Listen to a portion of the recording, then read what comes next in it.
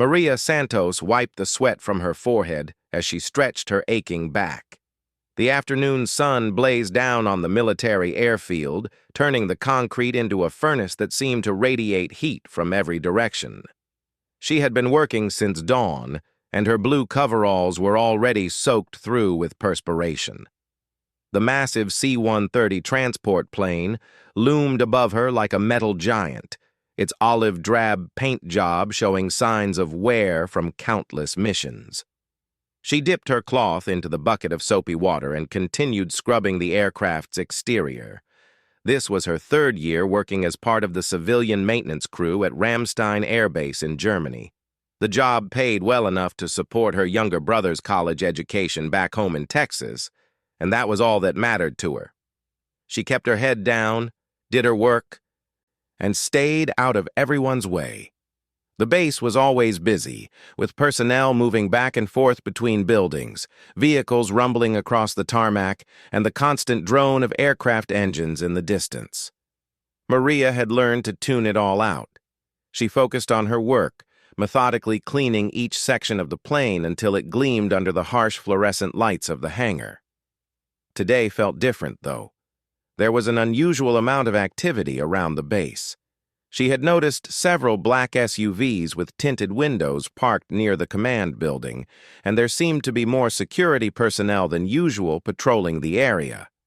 Word had spread among the cleaning crew that some high-ranking officials were visiting, but Maria didn't pay much attention to military gossip.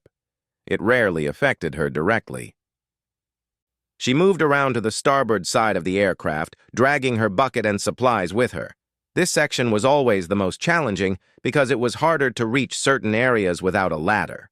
She stood on her tiptoes, stretching to clean a stubborn spot near the wing, when she heard heavy footsteps approaching on the concrete behind her. "Excuse me, miss." The voice was deep and authoritative, carrying the unmistakable tone of someone accustomed to being obeyed without question. Maria turned around, still holding her cleaning cloth, and found herself face to face with a tall man in military dress uniform. The afternoon sun caught the stars on his shoulders, and she immediately recognized the insignia of a three-star general. General Robert Mitchell was an imposing figure. Standing well over 6 feet tall with steel-gray hair and penetrating blue eyes. His uniform was immaculate, every crease perfectly pressed, every decoration precisely positioned. He had the bearing of a man who had spent decades in command, making life-and-death decisions that affected thousands of people. "Yes, sir," Maria replied, instinctively straightening her posture despite her civilian status. There was something about the general's presence that commanded respect. The general's eyes swept over her briefly, taking in her work clothes and the cleaning supplies scattered around her feet. "I'm General Mitchell. I wanted to personally thank the maintenance crews for their excellent work. The condition of our aircraft reflects directly on the professionalism of this base." "Thank you, sir. We do our best," Maria said, feeling slightly uncomfortable under his intense gaze. She wasn't used to receiving attention from high-ranking officers, and she wondered why he had singled her out for this conversation. As she spoke, Maria unconsciously rolled up her sleeves to cool down in the oppressive heat. The movement revealed a portion of an intricate tattoo on her left forearm. It was only visible for a moment, but the general's sharp eyes caught sight of it immediately. His expression changed in an instant. The polite professional demeanor vanished, replaced by something much more complex. His eyes widened slightly, and his face went pale beneath his military tan. For several seconds, he stood completely still, staring at her arm with an intensity that made Maria deeply uncomfortable. "Sir, are you all right?" she asked, instinctively tugging her sleeve back down to cover the tattoo. The general blinked several times as if snapping out of a trance. "Your tattoo," he said quietly, his voice barely above a whisper. "May I see it?" Maria felt a chill run down her spine despite the sweltering heat. She had always been careful to keep her tattoos covered at work, knowing that some people in the military had strong opinions about body art. This particular tattoo was especially meaningful to her, and she rarely showed it to anyone. "I'm sorry, sir, but I prefer to keep it covered during work hours," she said, trying to maintain a respectful tone while standing her ground. The general stepped closer, his eyes never leaving her arm. "Please," he said, and there was something almost desperate in his voice. "I need to see it." Maria hesitated. Something about the general's reaction was deeply unsettling. She had never seen a military officer look so shaken, especially over something as simple as a tattoo. But his tone suggested this was more than just curiosity. Slowly, reluctantly, she rolled up her sleeve again. The tattoo was revealed in its full detail. An elaborate design featuring a soaring eagle with outstretched wings perched above a compass rose. Woven throughout the design were small flowers and the words "Para Siempre" in elegant script. But what seemed to capture the general's attention most was a small set of coordinates, tattooed in tiny numbers along the bottom of the design. The general stared at the coordinates for a long moment, his breathing becoming shallow and rapid. His hands began to tremble slightly, and he had to steady himself against the side of the aircraft. "Where did you get this?" he asked, his voice hoarse with emotion. Maria was becoming increasingly alarmed by his reaction. "It's personal, sir. I'd rather not discuss it." "Those coordinates," he continued, pointing at her arm with a shaking finger. 32.7767 degree N, 96.7972 degree W. That's Dallas, Texas. Specifically, it's the location of Presbyterian Hospital. Maria's blood ran cold. How could this stranger possibly know the significance of those numbers?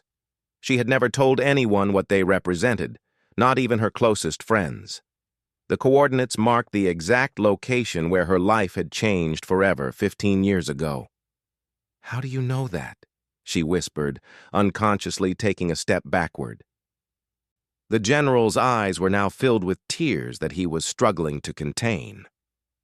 "Because," he said, his voice breaking, "that's where my daughter was born, and that's where she was taken from me when she was 3 years old."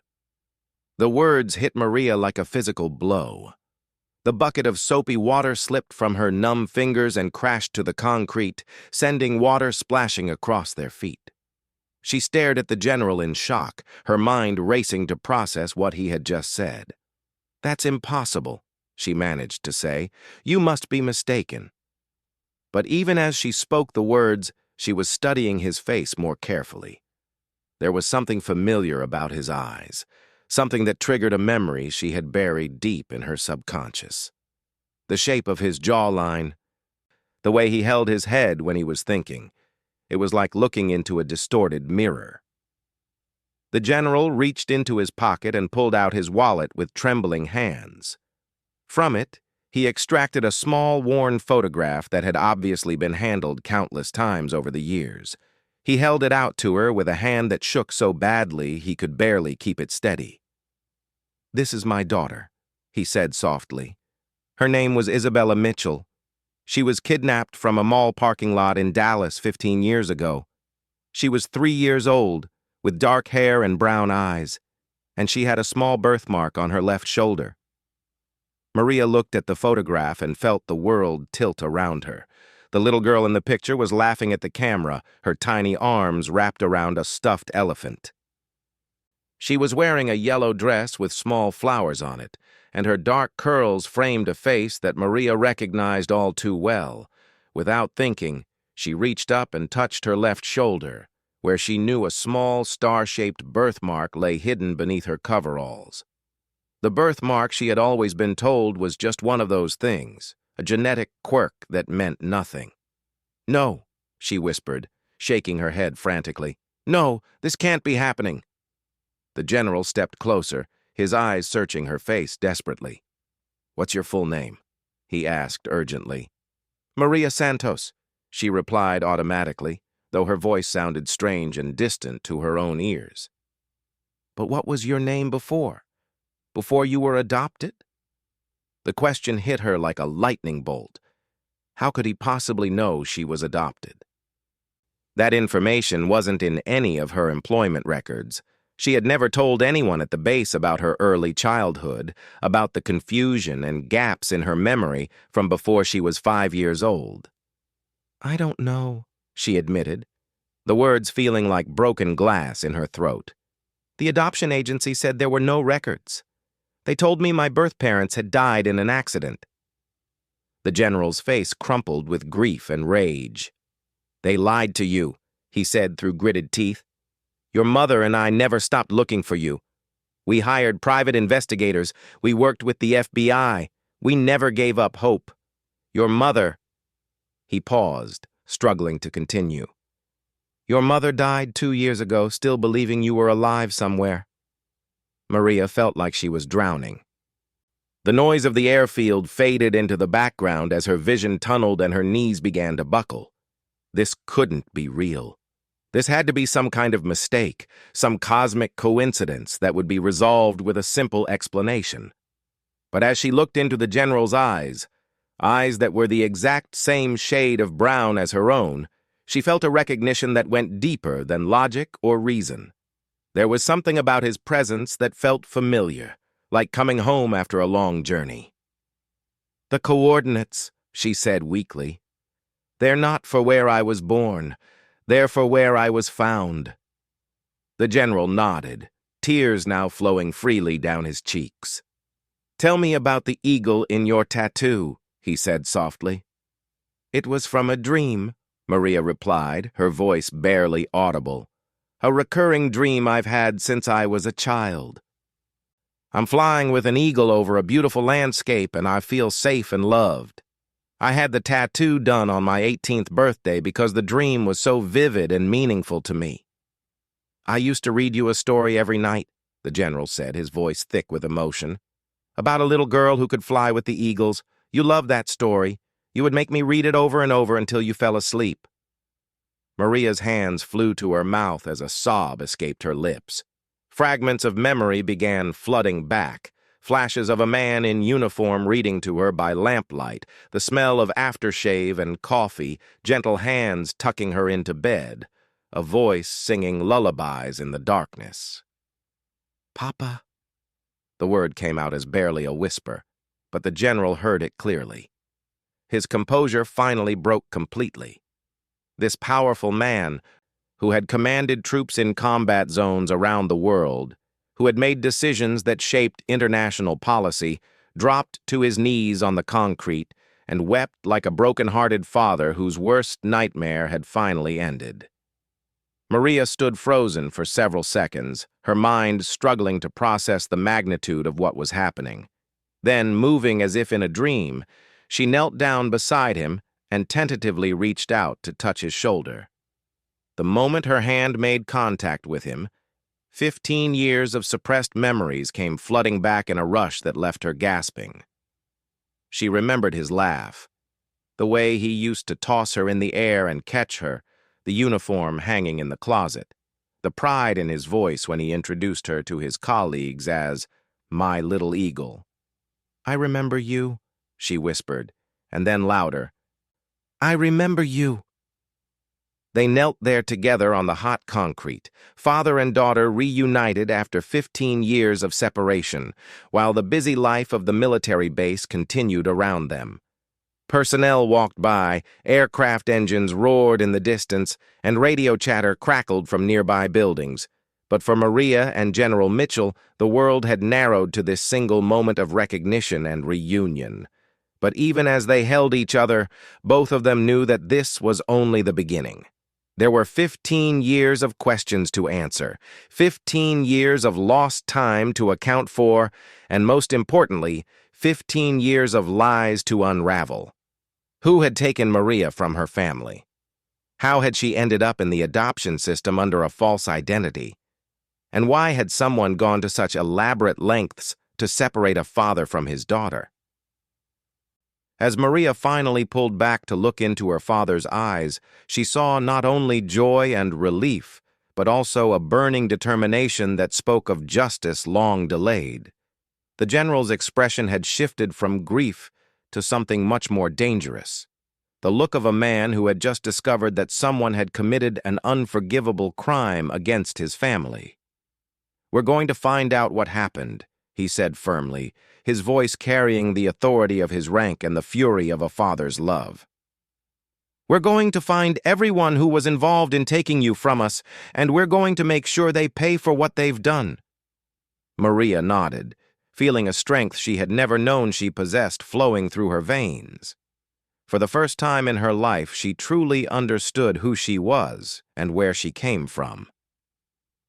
The little girl who had been lost was finally found, but the woman she had become was about to embark on a journey that would test everything she thought she knew about justice, family, and the power of love to overcome even the darkest secrets. General Mitchell led Maria through the corridors of the command building, his hand protectively on her shoulder as they walked. The familiar weight of authority in his stride had returned, but Maria could see the slight tremor in his hands that betrayed the emotional storm raging beneath his composed exterior.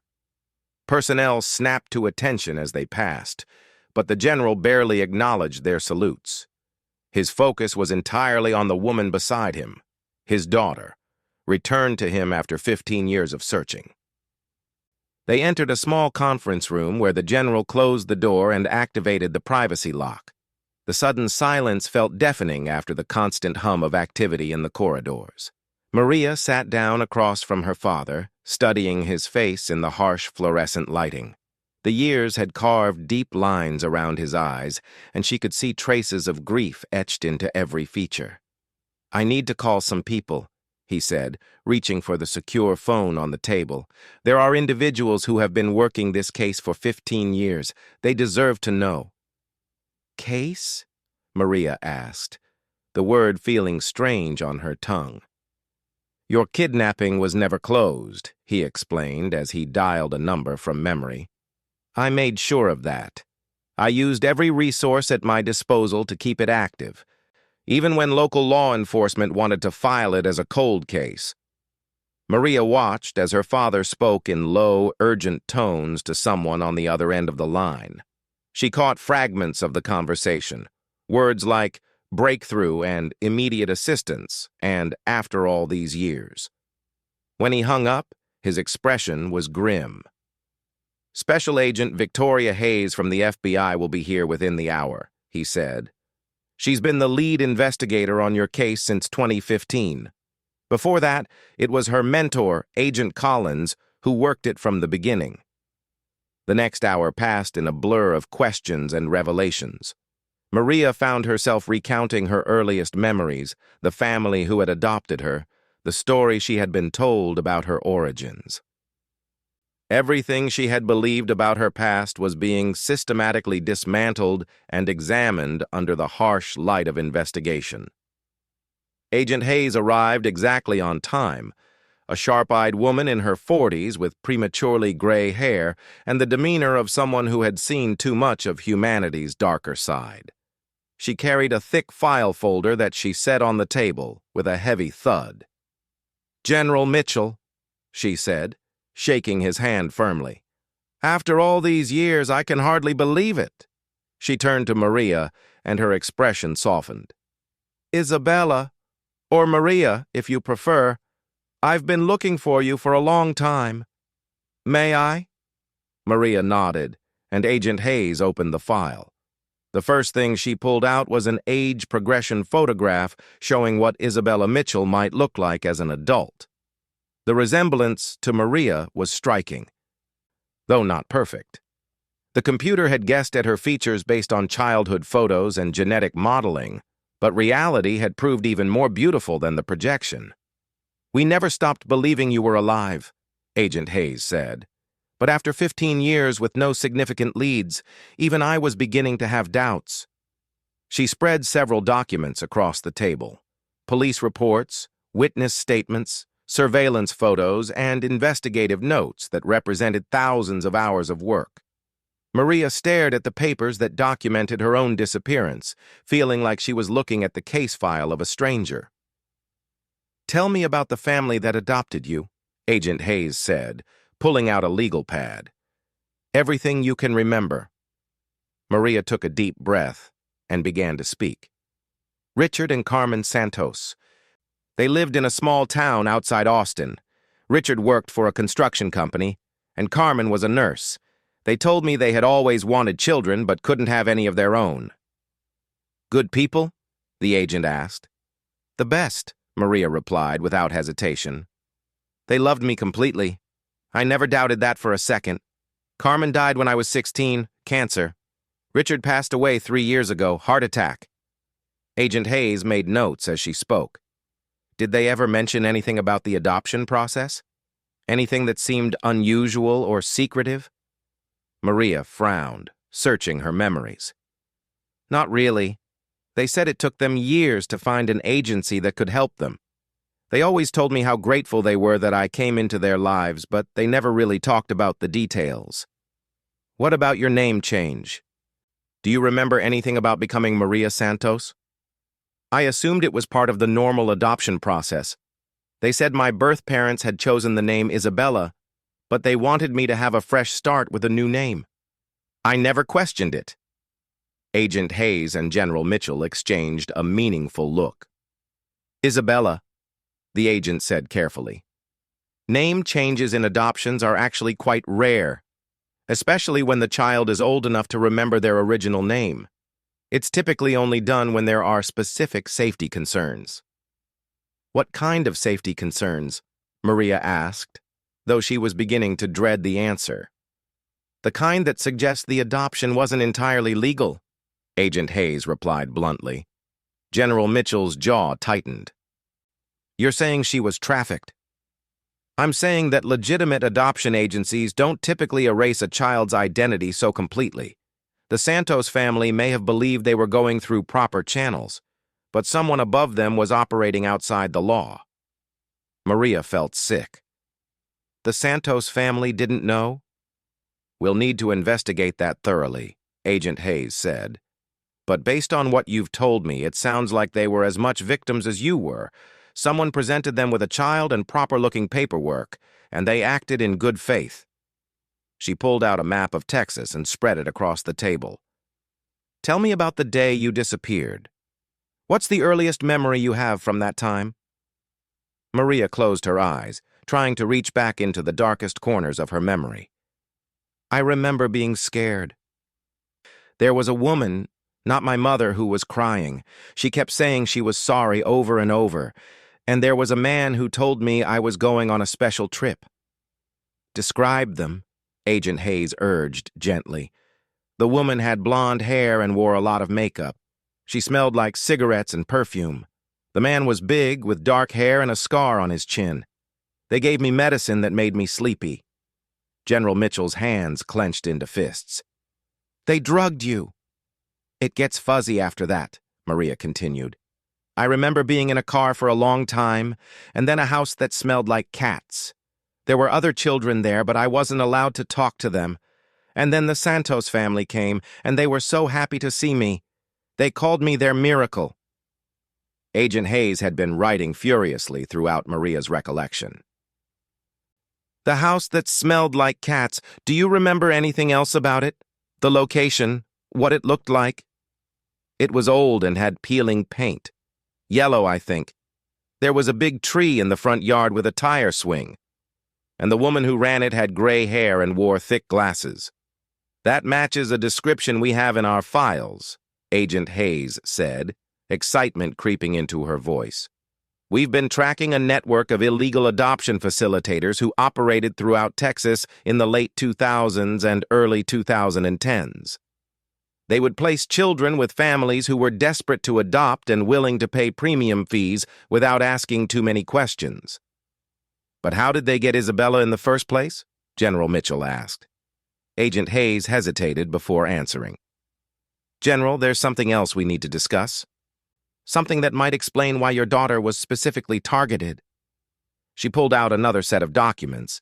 These looked more official, with government letterhead and classification stamps. In 2010, you were involved in a highly classified operation in Afghanistan, Operation Silent Eagle. Is that correct? General Mitchell's expression grew cautious. That operation is still classified. I can't discuss the details. You don't have to, Agent Hayes said. But what I can tell you is that our investigation has uncovered evidence suggesting that your daughter's kidnapping was connected to your military service. Maria felt the blood drain from her face. Someone took me because of what my father did in the military? We believe so, Agent Hayes confirmed. The timing wasn't coincidental. You were taken 3 weeks after your father returned from that deployment. General Mitchell stood up abruptly, beginning to pace the small room. You're telling me that someone targeted my family as retaliation for a military operation? Or as leverage, Agent Hayes corrected. We think the original plan may have been to use Isabella to influence your future decisions. But something went wrong. Instead of making contact with demands, they simply made her disappear. But why? Maria asked, struggling to understand the scope of what was being suggested. Agent Hayes opened another file, this one containing surveillance photographs and intelligence reports. Because Operation Silent Eagle resulted in the capture of a high-value target, a man named Viktor Petrov. He was running a network that trafficked everything from weapons to people throughout Eastern Europe and Central Asia. The man we captured, General Mitchell said slowly, he had connections throughout the criminal underworld. If word got out about his capture, his associates would have wanted revenge, Agent Hayes finished. But they couldn't touch you directly. You were too well protected. So they went after the next best thing. Maria stared at the photographs spread across the table. Images of dangerous-looking men, surveillance shots of meetings in dark locations, charts showing criminal networks that spanned continents. Her kidnapping hadn't been random. It had been a calculated attack designed to hurt her father in the cruelest way possible. We believe Petrov's network hired local criminals to carry out the kidnapping, Agent Hayes continued. Once they had Isabella, the plan was likely to contact you with demands, probably to use your position to facilitate the release of Petrov or his associates. But they never made contact, General Mitchell said. No, and we think we know why. 3 days after Isabella's disappearance, Viktor Petrov died in custody. Officially, it was ruled a suicide, but there were questions about the circumstances. Maria felt like the room was spinning. So when he died, there was no point in keeping me as leverage. Exactly. But they couldn't just release you. You were a witness, and you could potentially identify them. So they did the next best thing. They made you disappear into the illegal adoption network. Agent Hayes pulled out one more photograph, a mugshot of a woman with bleached blonde hair and too much makeup. Does this woman look familiar to you? Maria studied the photo carefully. Something about the woman's face triggered a memory. The smell of cigarettes and cheap perfume, the sound of crying, words of apology whispered in desperation. It's her, she whispered. The woman who was crying, the one who said she was sorry. Her name is Linda Vasquez. She was arrested in 2018 on charges related to illegal adoptions, but she died in prison before she could be fully questioned about your case. General Mitchell slammed his hand on the table. All these years, and the people responsible are dead or disappeared.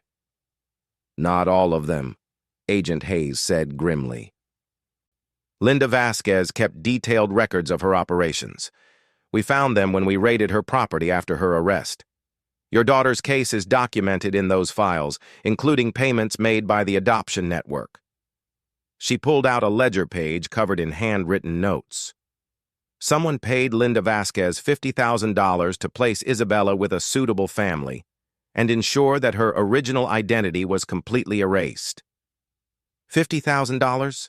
Maria repeated. That's a lot of money.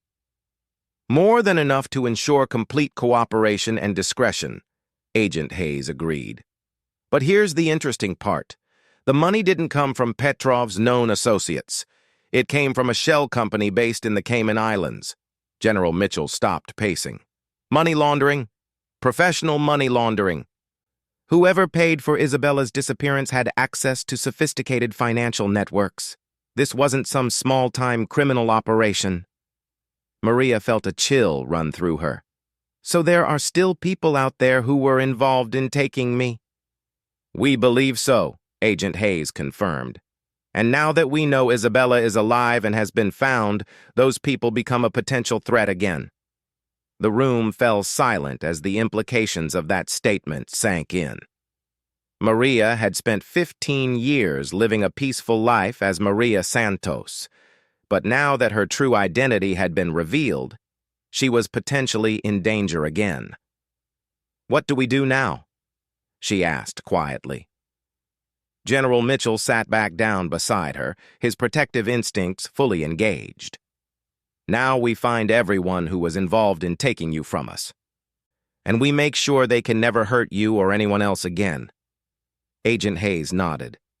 I'll need to place you in protective custody while we investigate further. There are too many unknowns, too many potential threats still out there. No, Maria said firmly, surprising both of them with her resolve. I've lived my whole life not knowing who I really was. I'm not going to hide now that I finally have answers. Isabella, General Mitchell began.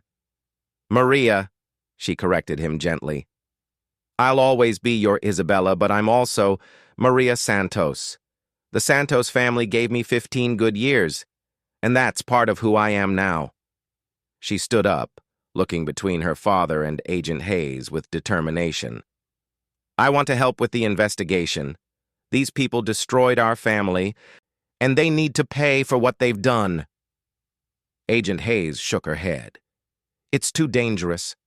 These are people who have killed to protect their secrets. Then we make sure we find them before they find me, Maria replied. I have skills, too. I've been working on military bases for years.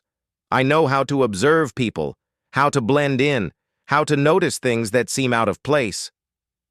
General Mitchell studied his daughter's face, seeing echoes of his own determination reflected in her eyes. After a long moment, he nodded slowly. She's right, he said to Agent Hayes. And besides, she's not that helpless 3-year-old anymore. She's a strong woman who has the right to make her own choices about her life.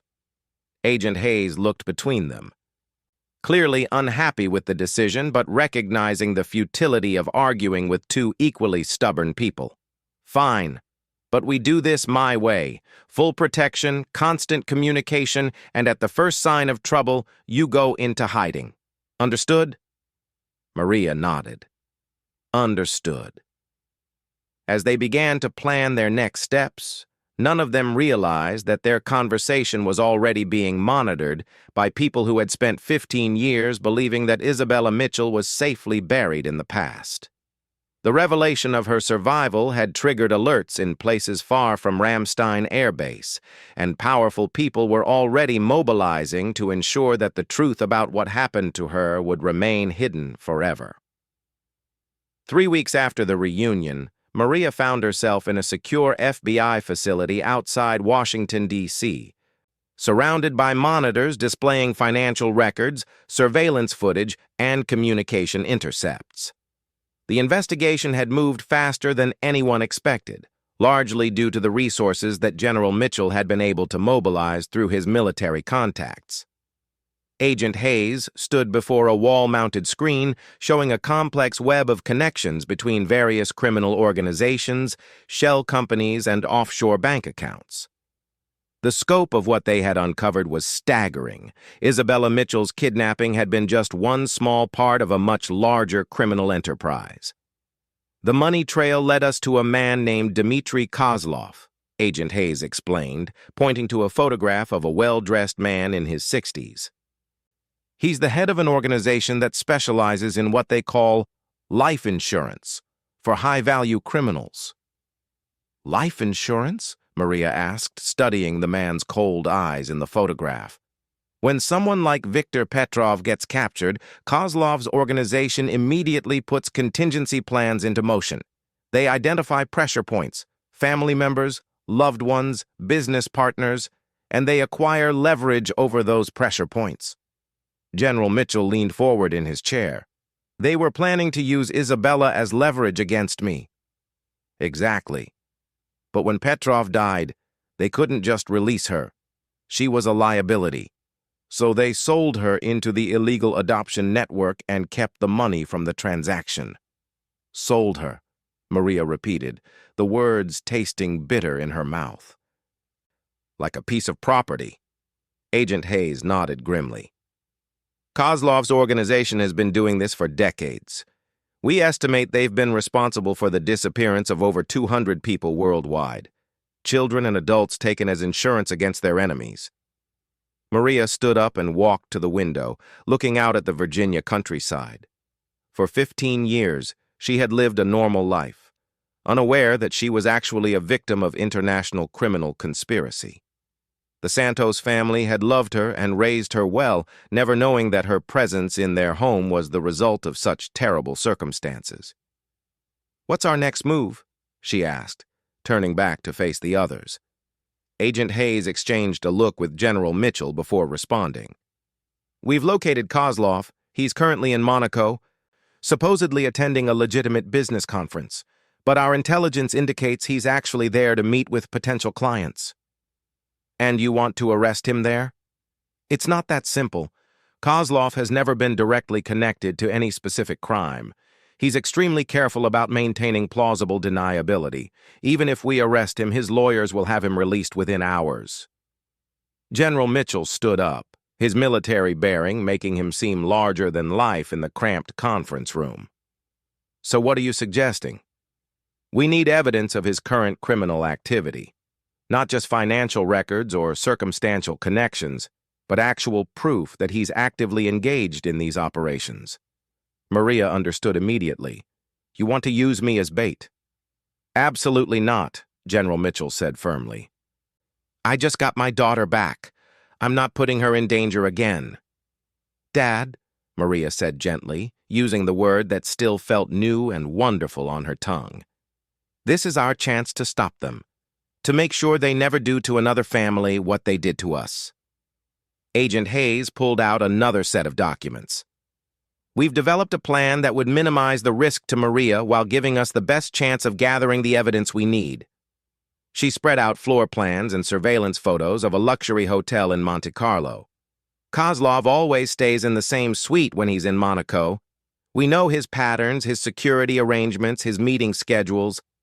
If we can get someone close to him, someone he believes represents a potential threat that needs to be neutralized, we might be able to record him discussing his operations." "Someone like the daughter of the general who captured Viktor Petrov," Maria said. "It's too dangerous," General Mitchell repeated. "These people have already proven they'll kill to protect their secrets." Agent Hayes leaned forward. "General, with all due respect, your daughter isn't the same helpless child who was taken 15 years ago. She's a capable adult who has been working on military installations for years. She knows how to handle herself in complex situations." Maria reached out and took her father's hand. The physical connection still felt miraculous to her. This man who had read her stories and sung her lullabies, who had never stopped searching for her, who had managed to find her through a chance encounter and a glimpse of a tattoo. "I need to do this," she said quietly. "Not just for justice, but for closure. I need to look these people in the eye and let them know that they didn't break us. That despite everything they did, we found each other again." General Mitchell studied her face for a long moment, seeing the strength and determination that reminded him so much of her mother. Finally, he nodded. "What's the plan?" 2 days later, Maria found herself in an elegant hotel suite overlooking the Mediterranean, wearing an expensive dress and listening to instructions through a nearly invisible earpiece. The transformation was remarkable. The woman who had been cleaning aircraft just weeks before now looked every inch the sophisticated daughter of a high-ranking military officer. "Kozlov is in the restaurant," Agent Hayes's voice crackled through the earpiece. "He's dining alone, which is unusual for him. Our intelligence suggests he's expecting someone." "That someone being me," Maria replied softly, checking her appearance one final time in the mirror. "Remember, we need him to admit to current operations.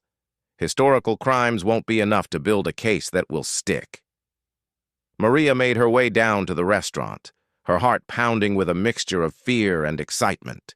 She had spent hours preparing for this moment, studying Kozlov's background, memorizing details about the criminal organization, and rehearsing the cover story that would hopefully convince him to reveal his secrets. Kozlov was exactly as she had expected. Well-groomed, expensively dressed, with the kind of quiet confidence that came from decades of wielding power over other people's lives. He looked up as she approached his table, his eyes quickly assessing her as a potential threat or opportunity. "Mr. Kozlov," she said in perfect French, having spent the last 2 days with a language coach. "My name is Marie Santos. I believe you knew my father." Something shifted in Kozlov's expression, a flicker of recognition mixed with calculation. "Please sit down, Miss Santos. You are even more beautiful than I expected." The comment sent a chill through Maria, but she maintained her composure as she took the seat across from him. "You were expecting me?" "Of course. Word travels quickly in our circles when someone like Isabella Mitchell reappears after so many years, especially when she reunites so publicly with her dear father, the general." Maria felt her blood run cold. They knew. Somehow, despite all the security precautions, Kozlov's organization had learned about her reunion with General Mitchell. "I'm not sure what you mean," she said carefully. Kozlov smiled, and the expression was more frightening than any scowl could have been. "My dear girl, did you really think we wouldn't notice when the daughter we placed so carefully 15 years ago suddenly resurfaces? When she starts meeting with FBI agents and asking questions about old business arrangements?" In her earpiece, Maria could hear Agent Hayes coordinating with the tactical team positioned throughout the hotel. But she knew that if Kozlov suspected she was wearing surveillance equipment, her life would be in immediate danger. "What do you want?" she asked directly. "Cooperation," Kozlov replied. "You see, your reappearance has created something of a problem for us. There are people who paid good money to ensure that Isabella Mitchell would never be found. They are understandably concerned about their investment." "What kind of cooperation?" Kozlov leaned back in his chair, studying her with the intensity of a predator evaluating prey. "Your father is in a position to access certain classified information that would be valuable to our clients. Information about military operations, intelligence assessments, strategic planning." "You want me to convince him to commit treason?" Such an ugly word. I prefer to think of it as life insurance. "You see, Miss Santos, you have lived a wonderful life for 15 years because we allowed it. You were raised by loving parents, received an education, found meaningful work, all because we chose to place you with a good family, rather than simply eliminating the problem you represented."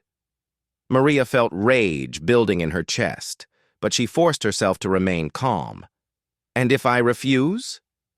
"Then the insurance policy expires," Kozlov said simply. "And this time, there will be no loving adoptive parents to raise you." Through her earpiece, Maria heard Agent Hayes give the signal for the tactical team to move in. But Kozlov seemed to sense the change in the atmosphere before anyone else. "I'm afraid this conversation will have to continue another time," he said, standing up smoothly. "But Miss Santos, please remember what I've said. Your father loves you very much. It would be tragic if that love became the instrument of his destruction." Before Maria could respond, the restaurant erupted into controlled chaos as FBI agents moved to surround Kozlov's table. But the criminal mastermind seemed unsurprised by their arrival. "Agents," he said politely, "I assume you have a warrant for my arrest?" "We do," Agent Hayes confirmed, approaching with her weapon drawn but not aimed. "Then I shall come quietly. But I should mention that this young lady has been wearing a rather sophisticated listening device throughout our conversation. I do hope you were recording because what I said might be the last honest words you hear from me." As the agents placed Kozlov in handcuffs, He turned back to Maria one final time. "Miss Santos, please give my regards to your father. Tell him that some insurance policies have very long terms."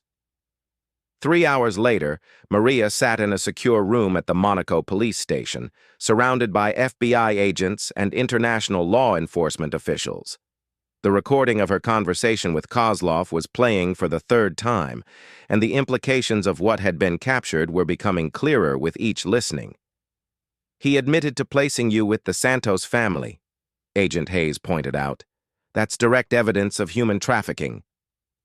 "But he also made it clear that this is far from over," Maria replied. "He knew we were coming. He was prepared for this."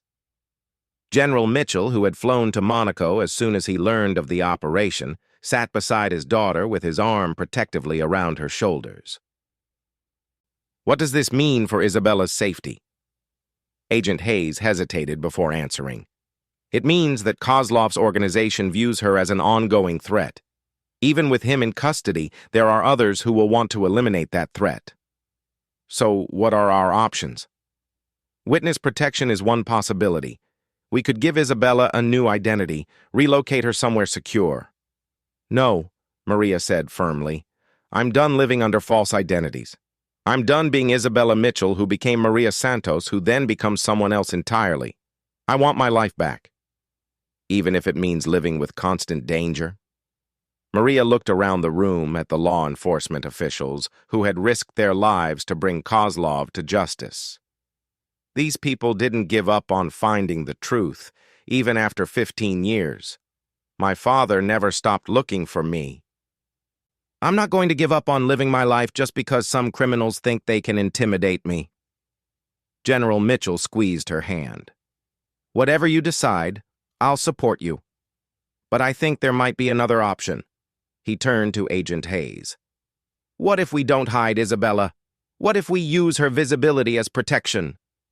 "I'm not following." "Kozlov's organization operates in shadows. They depend on secrecy and deniability. But if Isabella's story becomes public, if the world knows who she is and what was done to her, then any attempt to harm her becomes a massive liability for them." Agent Hayes considered this. "You're talking about going public with the entire story?" "Why not?" Maria asked. "Let people know what these organizations do. Let other families who have lost children know that there's hope. It would make you a target. I'm already a target, but if my story helps law enforcement track down other missing children, if it helps other families find closure, then maybe something good can come from all of this." 6 months later, Maria stood before a packed congressional hearing room, her hand raised as she was sworn in to testify before the House Committee on International Crime. Her story had indeed become public, and the international attention had led to arrests and investigations in dozens of countries. The Santos family was remembered and honored for their unknowing role in protecting her. A scholarship fund had been established in their names to help other adopted children pursue higher education. Kozlov had been convicted on multiple charges and was serving a life sentence in a federal penitentiary. More importantly, the intelligence gathered from his arrest had led to the dismantling of his entire organization. But perhaps most significantly, Maria's testimony had resulted in the recovery of 37 other children who had been placed through illegal adoption networks. Families that had given up hope were reunited with children they thought they would never see again. As Maria spoke about her experience, she could see General Mitchell sitting in the gallery, his uniform displaying the ribbons and medals of a distinguished military career. But she knew that he considered her recovery to be his greatest victory, the mission that mattered more than any other accomplishment in his life. When the hearing concluded, they walked out of the Capitol building together, father and daughter reunited not just by chance and determination, but by a shared commitment to ensuring that other families would never have to endure what they had experienced. "What's next for us?" Maria asked as they stood on the Capitol steps, looking out over the city where so many important decisions were made. "Next, I think we go home," General Mitchell replied. "I want to show you the room we kept exactly as you left it. I want to read you the story about the little girl who could fly with eagles. And I want to hear about every single day of the 15 years we missed." Maria smiled, feeling truly complete for the first time in her life. The little girl who had been taken was finally home. But she had returned as a strong woman who had helped ensure that other children would be protected from the same fate. "I'd like that," she said. "I'd like that very much." As they walked away together, Maria touched the tattoo on her arm, the eagle that had always represented her dreams of flying free. Now she understood that freedom wasn't just about soaring above the world, but about having the courage to fight for others who were still trapped below. The coordinates tattooed on her skin still marked the place where her old life had ended, but they also marked the beginning of her journey home. And home, she had learned, wasn't just a place. It was the love of a father who never stopped searching, the memory of adoptive parents who had given her everything they could, and the knowledge that sometimes the most broken things could be made whole again. The investigation was closed, the criminals were in prison, and the family was finally complete. But more than that, the story of Maria Santos, who had always been Isabella Mitchell, would continue to inspire hope in other families facing the darkness of loss, proving that love could survive even the most determined attempts to destroy it. Standing there in the afternoon sunlight with her father's hand in hers, Maria knew that her real life was just beginning. She had spent 15 years living someone else's story, but now she was ready to write her own.